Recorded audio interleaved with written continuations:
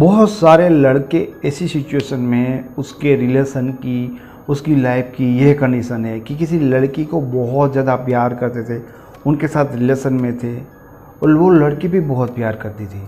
फिर भी ऐसा कुछ हुआ कि उसकी शादी अब कहीं और हो गई है।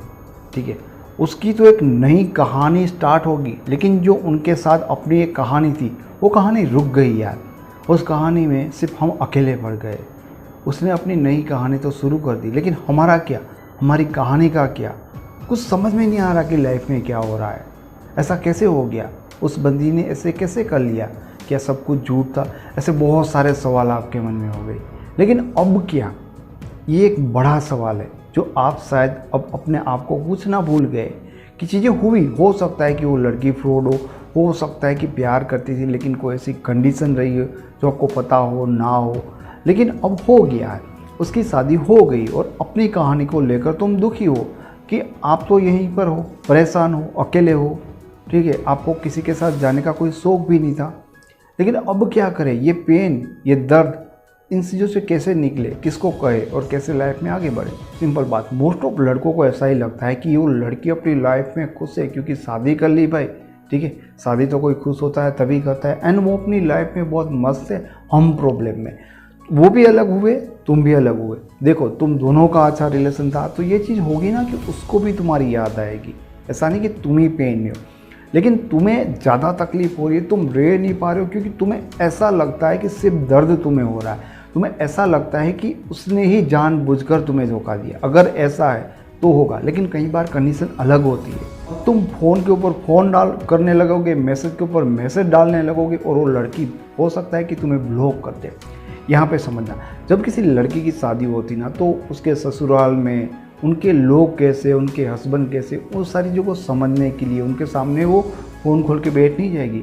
वो चीज़ों को, माहौल को समझने के लिए टाइम रहती है और उनके लिए सब कुछ आसान नहीं होता कि वो हर तरह से आपके साथ अवेलेबल हो जाए, बाथरूम में जाके आपको फ़ोन कर ले। ऐसी चीज़ें नहीं होती क्योंकि उनको भी वहाँ पे कुछ ऐसा दिखाना नहीं है कि अभी से इसका अफेयर सामने आ गया है। तो वो इन चीज़ों को अवॉइड करती है कि इस टाइम पे आपको फेस ना करें। कोई भी लड़की होगी वहाँ पर सेट होने तक तो आपको कांटेक्ट नहीं करेगी और नहीं करेगी।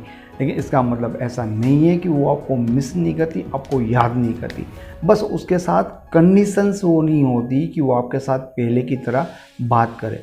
हाँ, अगर आपने उनको इरिटेट नहीं किया शादी हो जाने के बाद या ऐसी कंडीशन में, तो हो सकता है कि 1 महीना, 2 महीना या 3 महीने के बाद अगर आपने इरिटेट नहीं किया तो वो आपको कांटेक्ट कर सकती है, पूछ सकती है हाल चाल कि कैसे हो, कैसे नहीं हो। तो उनका भी मन करता है, वो भी आपके बारे में सोचती है कि कहाँ पर हो गए, कैसे हो गए, जैसे सेम आप सोचते हो। लेकिन आप उल्टा सोच लेते हो कि वो तो अपने हस्बैंड के साथ खुशी होती है और मज़े ही कर रही है। ठीक है, लेकिन ऐसी कंडीशन नहीं होती।